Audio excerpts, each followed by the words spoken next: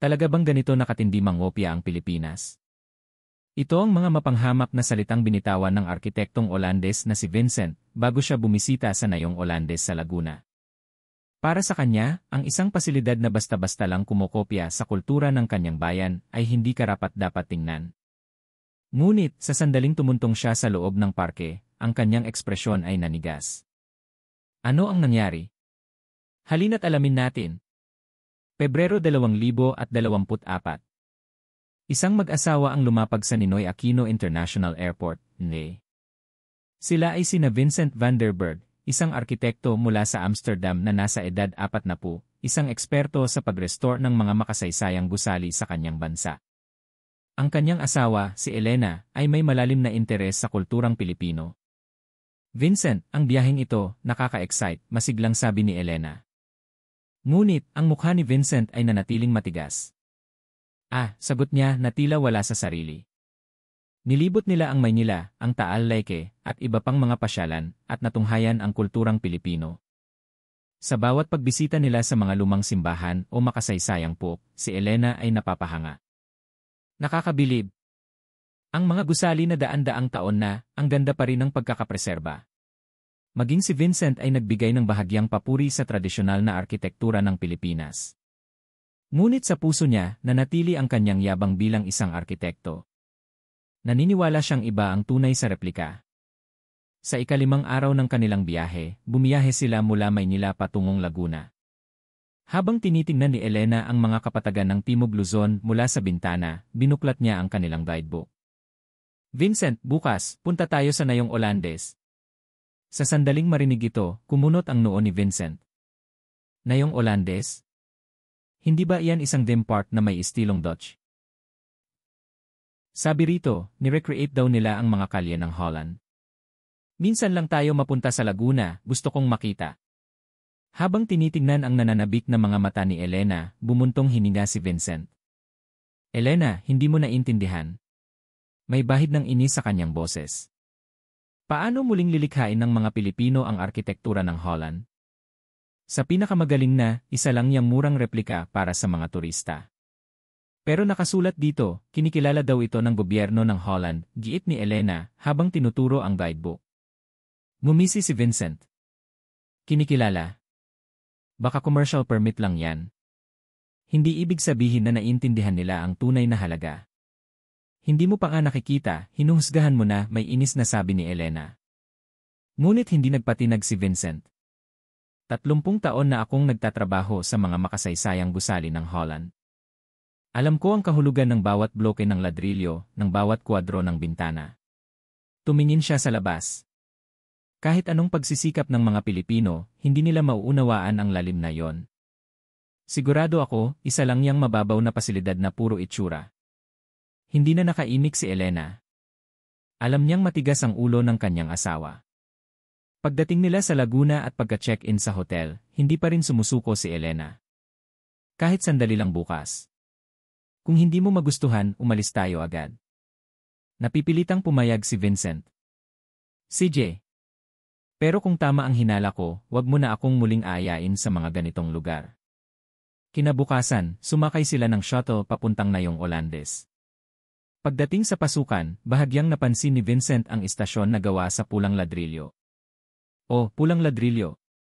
Lumapit siya at sinuri ang pader.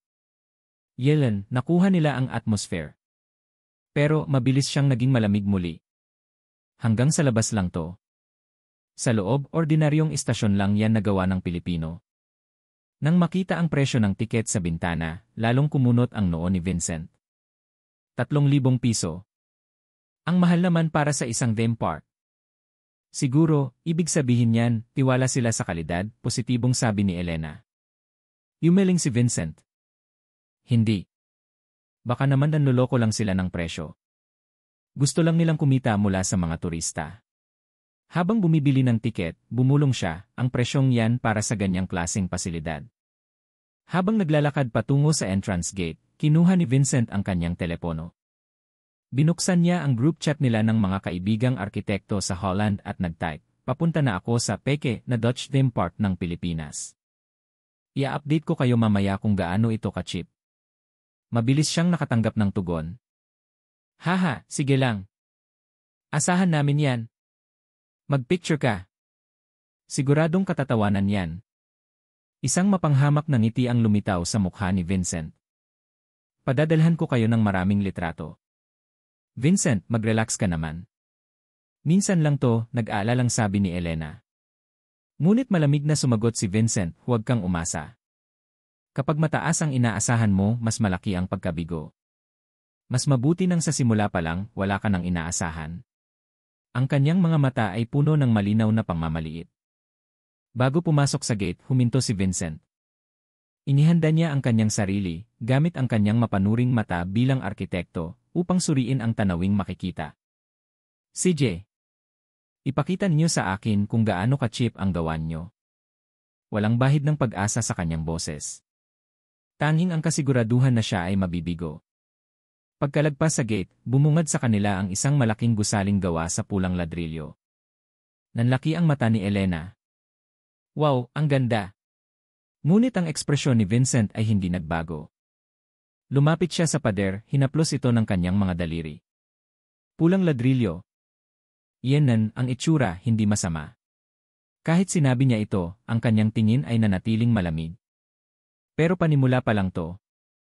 Kapag nakita ko na ang tunay na mga kalye, siguradong lalabas ang kapintasan. Tumawid sila sa isang malawak na daanan. Sa magkabilang gilid ay may mga hardin na puno ng tulip. Wow, tulips! Sinusubukan talaga nilang makuha ang feeling ng Holland, nakangiting sabi ni Elena. Ngunit si Vincent ay walang ekspresyon. Simpleng simbolo lang yan. Akala ba nila, kapag nagtanim sila ng tulip, Holland na agad? Ang kritikal ng tono niya.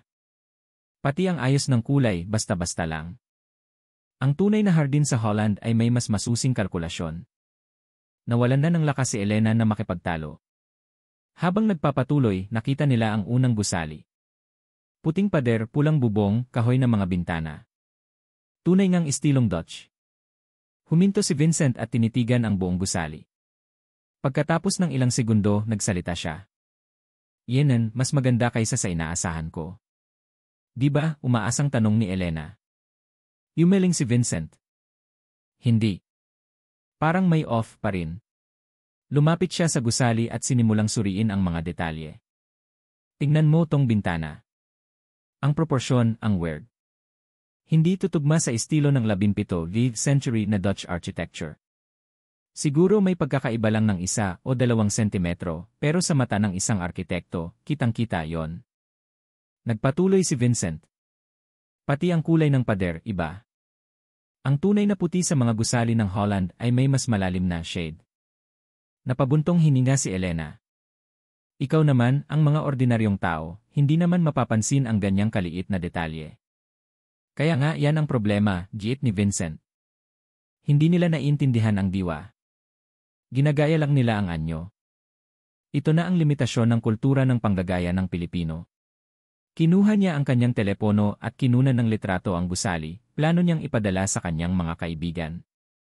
Nagsimula silang maglakad sa tabi ng kalsada sa gilid ng kanal.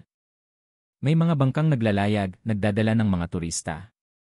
Mga kalsadang cobblestone, mga gusaling ladrilyo, at ang watawat ng Holland na umiihip sa hangin. Tunay ngang may atmosphere ng Holland. Ngunit ang mukha ni Vincent ay nanatiling seryoso. Pati itong cobblestone, iba. Ang tunay na cobblestone sa Holland, mas irregular ang ayos, may bigat ng daan-daang taon, sabi niya habang nakatingin sa kanyang paanan. Ito masyadong bago. Hindi mo maramdaman ang kasaysayan. Sumagot si Elena, pero kasi bago itong ginawa. Natural lang na magmukhang bago. Nga.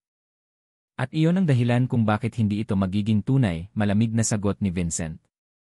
Ang tunay na bagay ay may patina na gawa ng panahon. Hindi yon kayang gayahin. Sa kabilang ibayo ng kanal, isang malaking windmill ang nakita nila. Ah, windmill, turo ni Elena. Tinitigan din ito ni Vincent. Windmill. Lanan. Siyempre, simbolo ng Holland, kaya dapat lang na meron yan. Naglakad siya papalapit dito. Habang lumalapit, lumilinaw ang laki ng windmill. Tila mahigit 20 metro ang taas. Ito, bulong ni Vincent, ang sukat, malapit sa tunay. Ngunit mabilis siyang humanap ng puna. Pero, ang anggulo ng mga elisi, masyadong minadali. Ang tunay na windmill ay may mas eksaktong anggulo. Inikutan niya ang windmill. Sinusuring mabuti. Pati ang kulay ng kahoy, iba. Hindi nila nakuha ang kulay na epekto ng paglipas ng panahon. Hindi na umimik si Elena. Naisip niya, imposibleng kilalanin ito ng asawa ko. Sumuko na siya. Dumating sila sa isang plaza na puno ng turista. Mga pamilyang Pilipino, magkasintahan, at mga dayuhan. Lahat ay masayang nagpipicture. Ang mga bata ay tumatakbo at nagtatawanan, habang ang kanilang mga magulang ay nakangiting nakamasid. Tingnan mo, ang saya-saya ng lahat, di ba? Sabi ni Elena. Ngunit ngumisi si Vincent. Masaya sila kasi hindi nila alam kung ano ang tunay. Para sa mga taong hindi pa nakakarating sa Holland, sapat na siguro to. Sobra ka na kung magsalita, nagalit si Elena. Ngunit hindi tumigil si Vincent. Sinasabi ko lang ang totoo. Bilang isang arkitekto, responsibilidad kong paghiwalayin ang tunay sa peke. Responsibilidad? Walang humihingi sa'yo niyan, tumaas ang boses ni Elena. Nanahimik si Vincent. Umupo sila sa isang bangko para magpahinga. Uminom si Elena ng tubig at tinitigan ang asawa. Hoy, Vincent. Ano? Hindi ba pwedeng mag-enjoy ka na lang? Minsan lang tayong magbakasyon na dalawa, pero panay ang reklamo mo, may lungkot sa boses ni Elena. Umiwas ng tingin si Vincent. Paumanhin. Pero mayroon akong pride bilang isang arkitekto. Pride, pinipili ni Elena ang kanyang mga salita. O baka naman katigasan lang yan ng ulo. Bahagyang natinag si Vincent, ngunit mabilis na bumalik sa pagiging depensibo. Hindi. Isa itong lehitimong pagsusuri mula sa isang eksperto. Pero wala namang gustong makinig sa pagsusuri mo rito, tumigas ang boses ni Elena. Isang matandang mag-asawang Pilipino sa kabilang bangko ang tumayo. Habang paalis, narinig nilang nag-uusap.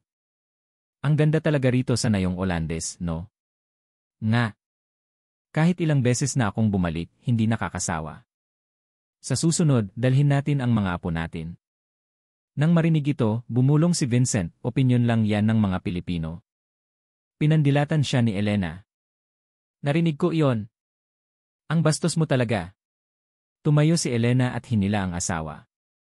Tara na, maglakad pa tayo. Sayang ang ibinayad natin. Walang ganang tumayo si Vincent.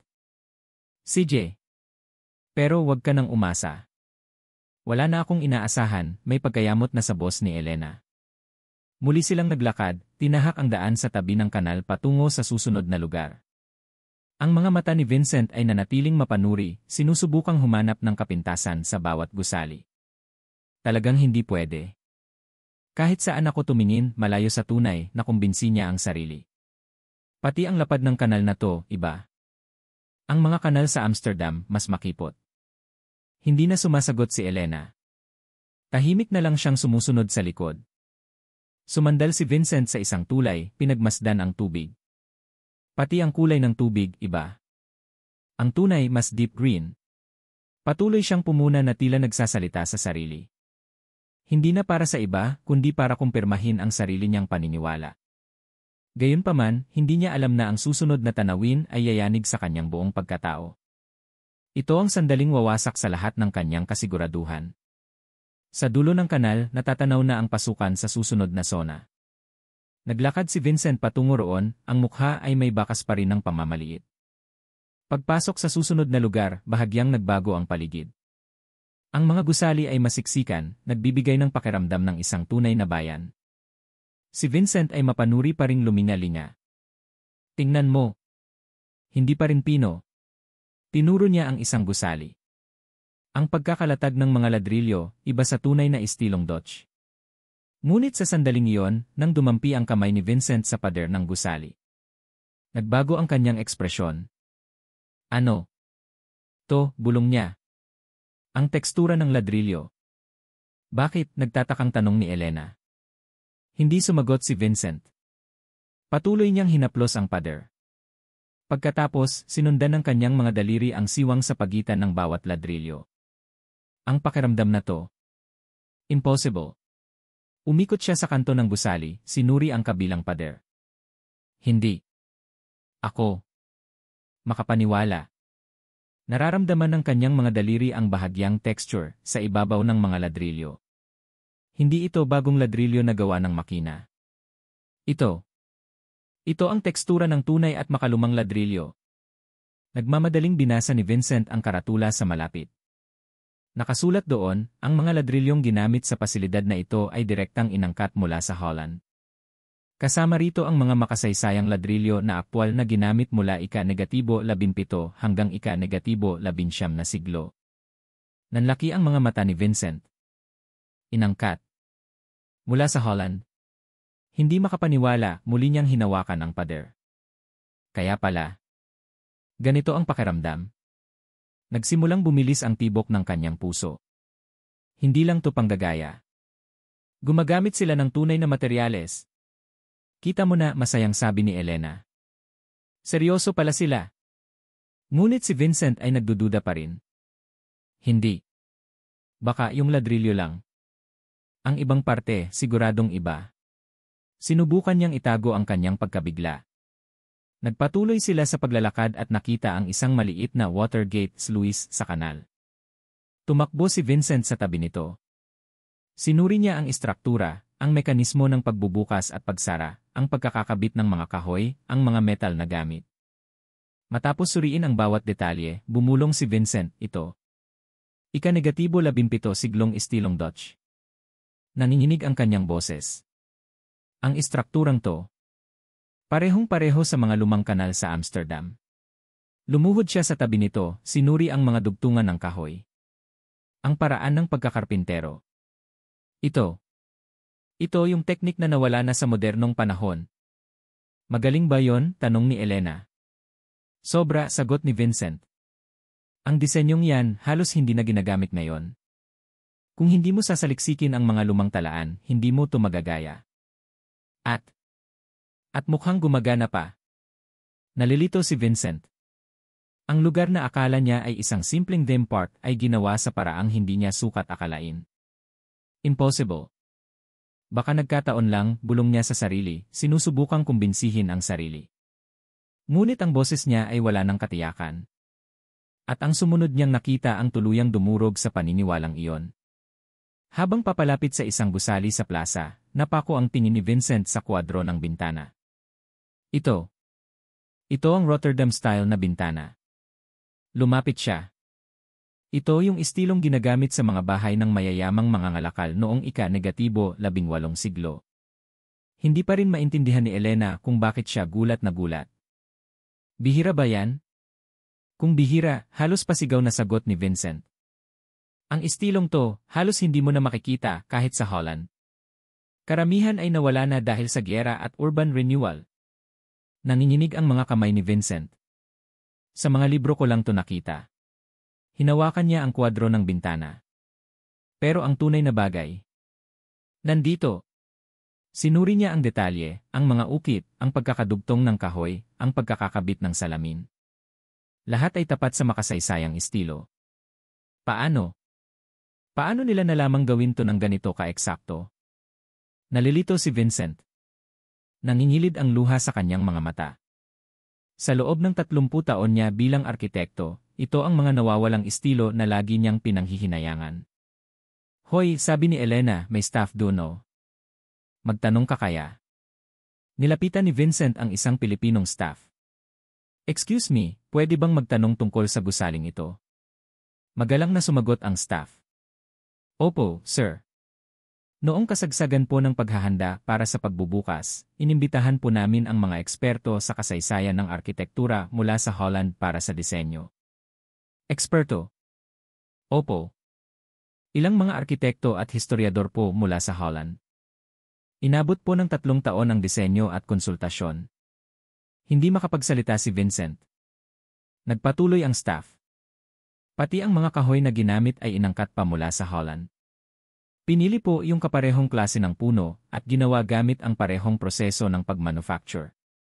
Pati ang proseso, gulat na tanong ni Vincent. Opo. Nirecreate po namin ang mano-manong proseso noon, hindi yung modernong makina. Ilang beses pong nag-trial and error ang aming mga artisanong Pilipino para makuha ang eksaktong-eksakto sa kasaysayan. Halos hindi makapaniwala si Vincent sa kanyang naririnig. Ganoon. Ganoon katindi. Opo. Dahil ang pilosopiya po ng Nayong Olandes ay ang maiparating ng tama ang kultura ng Holland, buong pagmamalaking sabi ng staff. Ayaw po namin ng gawang half-baked. Yumuko ng malalim si Vincent. Maraming salamat po. Pagkaalis ng staff, tulala si Vincent. Vincent, ayos ka lang? Nag-aalalang tanong ni Elena. Hindi. Hindi ako ayos, nanginginig niyang sagot. Ako. Wala pala akong alam. Muli siyang tuminala sa gusali. Ang kaninang pagmamaliit ay ganap nang nawala. Napalitan ito ng pagkamangha at ng matinding hiya sa kanyang mga naunang inasal. Ang mga Pilipino, mas pinapahalagahan pa nila ang kultura ng Holland kaysa sa amin. Ang katotohanan iyon ay tumama ng malakas sa puso ni Vincent. Ngayon, malumanay na tanong ni Elena, cheap pa rin ba ang tingin mo? Yumeling si Vincent.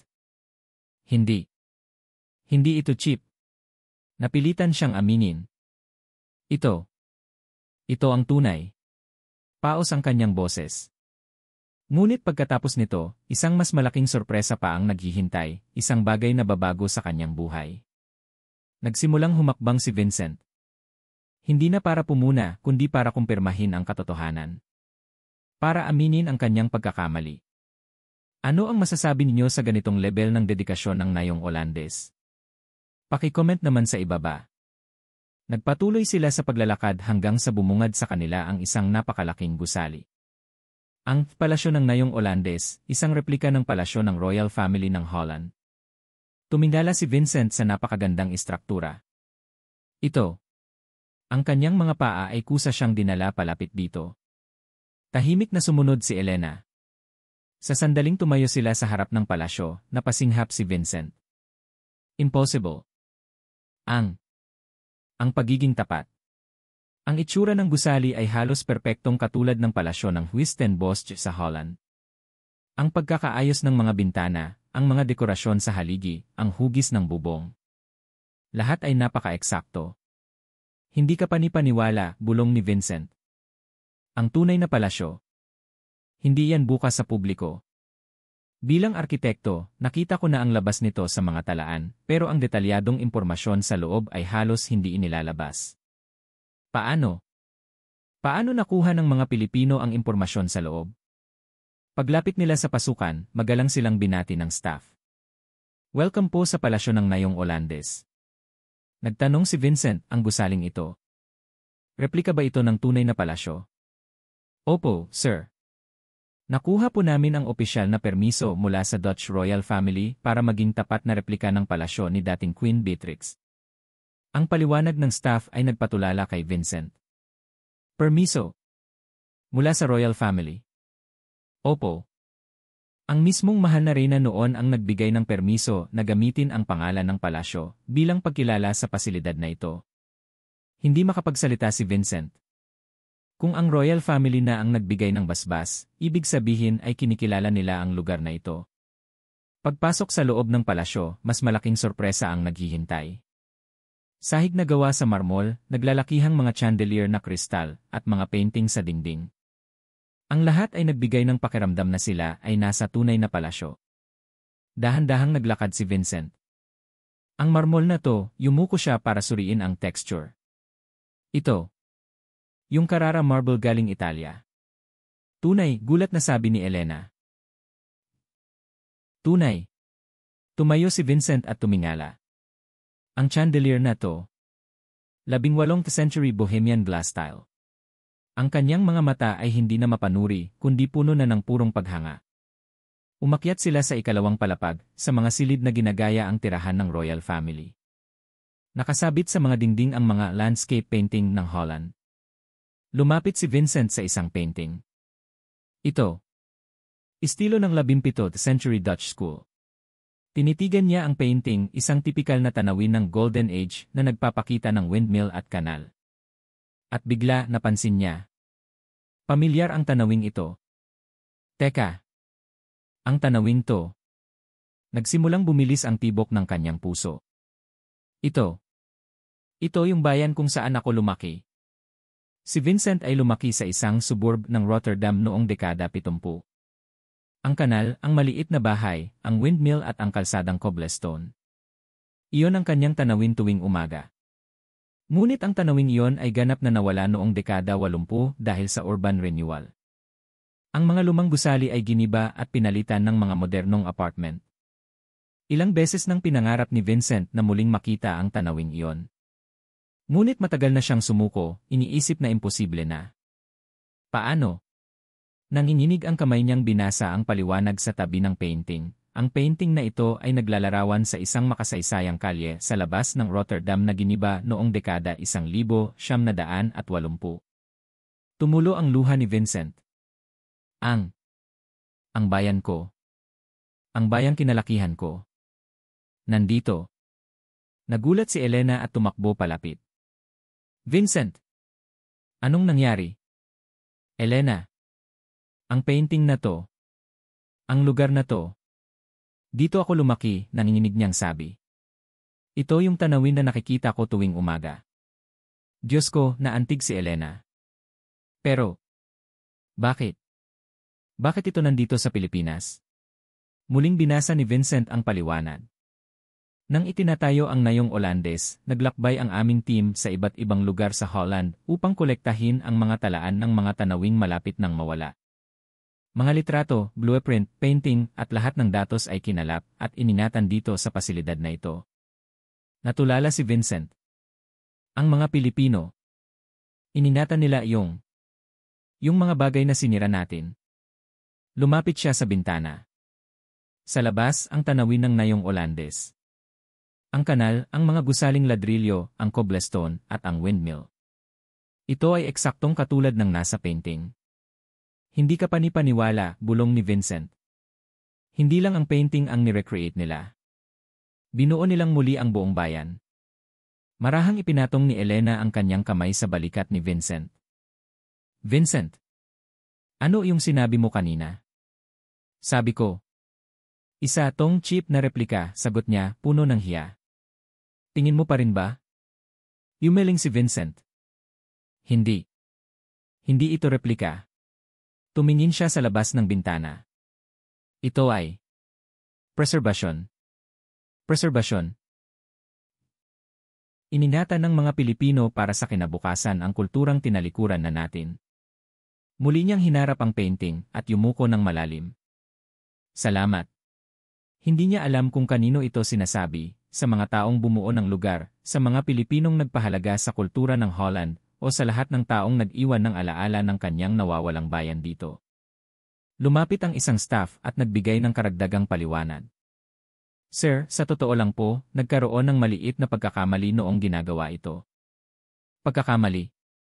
Opo. Yung semento, mortar, sa pagitan ng mga ladrilyo. Naging mas makapal po ng 2 milimetro, 2 kaysa sa orihinal. Nagulat si Vincent. 2 milimetro? Opo. Halos hindi na po mapapansin. Sabi nga po ng Dutch team na kasama namin, okay na yan, pwede na yan. Pero, nagpatuloy ang staff, ang team po naming Pilipino ang nagdesisyon na. Ulitin ang lahat. Para sa 2 milimetro. Opo. Para maging ganap na tapat sa orihinal. Ginastusan po ulit at ginugulan ng oras para lang maitama yon. Hindi na talaga makapagsalita si Vincent. Ang dalawa na pagkakaiba. Sa mundo ng arkitektura, tolerable na yon. Ngunit hindi ito pinalagpas ng mga Pilipino. Hinanap nila ang perpeksyon. Ako, nanginginig na sabi ni Vincent, wala. Wala pala akong alam. Biglang nanghina ang kanyang mga tuhod at napaluhod siya. Vincent, inalalayan siya ni Elena. Ang mga Pilipino. Mas mahal pa nila ang Holland kaysa sa atin. Kasabay ng mga salitang iyon, ang kanyang luha ay hindi na mapigilan. Ang kanyang pride bilang arkitekto, ang kanyang kumpiyansa bilang eksperto. Lahat ay nadurog sa sandaling iyon. Nagpunta si Vincent sa courtyard ng palasyo at walang lakas na napaupo sa isang bangko. Tabi si Elena sa tabi niya. Nanatili silang tahimik ng ilang sandali. At dahan-dahang nagsalita si Vincent. Sa Holland. Sinira namin ang mga lumang kalye para sa pag-unlad. Tahimik na nakinig si Elena. Inuna namin ang efficiency at kita. Sunod-sunod naming giniba ang mga makasaysayang gusali. Tumingala si Vincent sa langit. At ngayon, halos wala nang natitirang bakas ng magagandang tanawin sa aming bansa. Bilang arkitekto, labis akong nanghinayang. Ilang beses kong pinagsisihan kung bakit hindi namin yon pinrotektahan. Marahang hinawakan ni Elena ang kanyang kamay. Pero iba ang mga Pilipino, nanininig ang boses ni Vincent. Pinulot nila yung mga bagay na itinapon na namin. At ininatan nila dito. Pinunasan niya ang kanyang luha. Mayroon palang bansa na ganito kalalim ang pagpapahalaga sa kultura ng iba. Baka yan ang diwa ng pagka-Pilipino, sabi ni Elena. Ngayon, naiintindihan ko na. Tumayo si Vincent. Kailangan kong humingi ng tawad sa mga tao ng bansang ito. Muli silang naglakad sa parke. Ngayon, hindi na mapanuri ang kanyang mga mata, kundi puno ng pasasalamat. Naramdaman ni Vincent na ang bawat gusali, ang bawat ladrilyo, ay may kaluluwang iniwan ng mga Pilipino. Sa tabi ng kanal, nakita nila ang isang Pilipinong staff na naglilinis ng isang gusali. Nilapitan ito ni Vincent. Excuse me. Ipinagmamalaki mo ba ang trabaho mo rito? Nagulat ang staff sa biglaang tanong, ngunit mabilis itong ngumiti. Opo, sir. Sobrang ipinagmamalaki ko po. Bakit? Dahil ang trabaho po namin ay ang dalhin ang kultura ng Holland dito sa Pilipinas. At kapag nakikita naming masaya ang mga bisita, Pilipino man o dayuhan, yun na po ang pinakamalaking gantimpala sa amin. Naramdaman ni Vincent ang init sa kanyang puso. Salamat sa'yo. Yumuko siya ng malalim. Taos puso akong nagpapasalamat sa trabaho ninyo. Nahihiyang umiti ang staff. Wala po yon. Ginagawa lang po namin ang nararapat. Nagpatuloy sila sa paglalakad at nakita ang isa pang staff, isang mas matandang babae na nag-aayos ng hardin. Muling lumapit si Vincent. Excuse me po. Istilong Dutch din po ba ang hardin na yan? Ay opo, masayang sagot ng babae. Ang pagkakaayos ng mga tulip ay hango pa sa tradisyonal na hardin sa Holland. Sa tagsibol nga po, mahigit 1,000,000 tulip ang namumukadkad dito. 1,000,000? Gulat ni Vincent. Bawat taon, inaayos ninyo ang ganyang karami. Opo. Mahirap po, pero para po ito sa mga bisita naming galing Holland. Para maramdaman nilang nasa bahay sila. Ang ngiti ng babae ay puro at walang halong pagkukunwari. Kahit kailan po, hindi pa ako nakakarating sa Holland. Pero dahil sa trabaho ko rito, napamahal na rin sila sa akin. Salamat. Maraming salamat po. Humanap sila ng tahimik na lugar at muling naupo. Kinuha ni Vincent ang kanyang telepono at binuksan ang group chat ng mga arkitekto. Ang naunang mapanghamak na mensahe ay nandoon pa. Binura niya ito. At nagsimulang mag-type ng bago. Mga kaibigan, naranasan ko ngayon ang pinakanakakahiyang karanasan sa buhay ko. Akala ko, ang nayong Olandes dito sa Pilipinas ay isang cheap na replika. Pero mali na mali ako. In-attach niya ang litrato ng palasyo. Dito. Ang nawalang kultura namin ay ininatan sa perpektong paraan. Mas mahal pa ng mga Pilipino ang Holland kaysa sa atin. Pagkasend ng mensahe, agad na pumasok ang mga tugon. Seryoso. Hindi ako makapaniwala. Magpadala ka pa ng litrato. Sunod-sunod na ipinadala ni Vincent ang mga litratong kuha niya, ang mga ladrilyo, ang Watergate, ang loob ng palasyo. Ikinuwento rin niya ang tungkol sa dalawa na pagkakamali.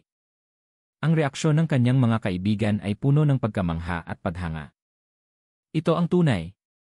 Ang craftsmanship ng mga Pilipino, totoo pala. Gusto kong pumunta dyan. Bumaling si Vincent kay Elena. Pagbalik ko sa Holland, ikukwento ko ito sa lahat. Ang alin? Ang kabutihan ng bansang Pilipinas. Seryoso ang kanyang mukha. At ang kahalagahan ng pag-iingat sa kultura.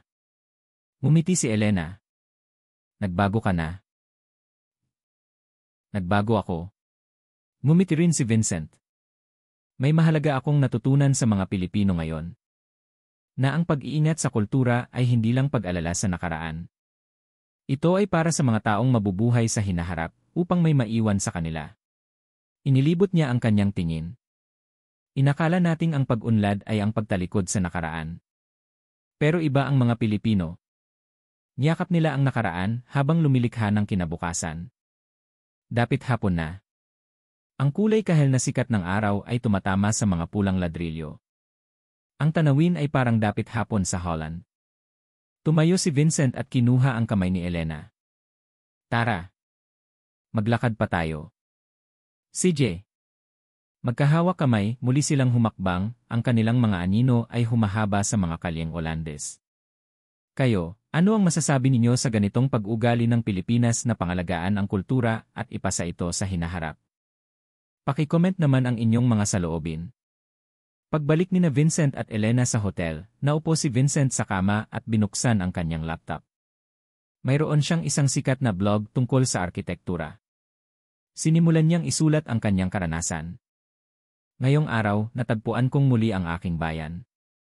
Sa Pilipinas, ang Nayong Olandes ay hindi isang theme park. Ito ay isang testamento ng preserbasyon. Isa itong regalo para sa hinaharap. Nais kong magpasalamat sa mga Pilipinong bumuo nito. Salamat sa patuloy ninyong pag-iingat sa mga bagay na amin ng tinalikuran. Kinaumagahan, ang blog post ni Vincent ay lumikha ng malaking ingay sa Holland. Mabilis itong kumalat sa social media. Maraming Olandes ang nagpahayag ng interes.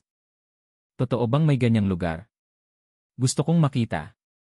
Naantig ako sa respeto ng mga Pilipino para sa aming kultura. Umabot sa daan-daan ang komento. May mga komento pa mula sa mga Olandes na nakabisita na palaroon. Naiyak din ako. Ang kalye na nilakaran namin ng yumaong lolo ko. Nandito pa rin pala. Salamat at nakarating ako sa Pilipinas. Ilang buwan nang lumipas, nagbigay ng talumpati si Vincent sa Architectural Society ng Holland. Ang tema, ang kahulugan ng preserbasyon. Ipinakita niya ang mga litrato ng Nayong Olandes. Ito ang itinuro sa atin ng Pilipinas, deklara niya. Ang kultura ay nabubuhay dahil ito ay patuloy na pinangangalagaan. At ang pangangalaga nito ay hindi lang responsibilidad ng mga mamamayan ng bansang iyon. Tumahimik ang buong bulwagan. Nirespeto ng mga Pilipino ang kultura ng ibang bansa at sinikap na ipamana ito sa hinaharap. Habang tayo, kahit ang sarili nating kultura, ay hindi natin lubusang naalagaan. Ang mga salita ni Vincent ay tumagos sa puso ng maraming arkitekto. Pagkatapos noon, biglang dumami ang mga turistang Olandes na bumisita sa Nayong Olandes sa Laguna. Marami ang napaluhan nang makita ang nawalang tanawin ng kanilang bayan. Sabi ng isang matandang babae, ang kalye na palagi naming pinapasyalan ng asawa ko. Nandito pa rin. Parang bumalik ako sa nakaraan. Sabi naman ng isa, naantig ako sa puso ng mga Pilipino. Napakabihira sa buong mundo na makakita ng isang bansang ganito magmahal sa kultura ng iba. Si Vincent mismo ay maraming beses pang bumalik sa Nayong Olandes. Sa bawat pagbisita, may bago siyang natutuklasan, at palagi siyang humahanga sa dedikasyon ng mga Pilipinong staff. Ang ginawang ito ng Pilipinas ay hindi simpleng panggagaya. Ito ay isang malalim na paggalang sa nawawalang kultura, at isang malaking responsibilidad para sa hinaharap. Ang Nayong Olandes ay isang simbolo nito. Sa pamamagitan ng perpektong pag-iingat sa mga kalye ng Holland, nagsilbi itong tulay ng kultura. Ngayon, ang Nayong Olandes ay patuloy na tumatanggap ng maraming bisita. Mga Pilipino, mga dayuhan, lahat ay nag-enjoy sa magagandang tanawin, at dama ang respeto ng mga Pilipino para sa kultura na nasa likod nito. Kayo, ipinagmamalakin niyo ba ang ganitong katangian ng Pilipino?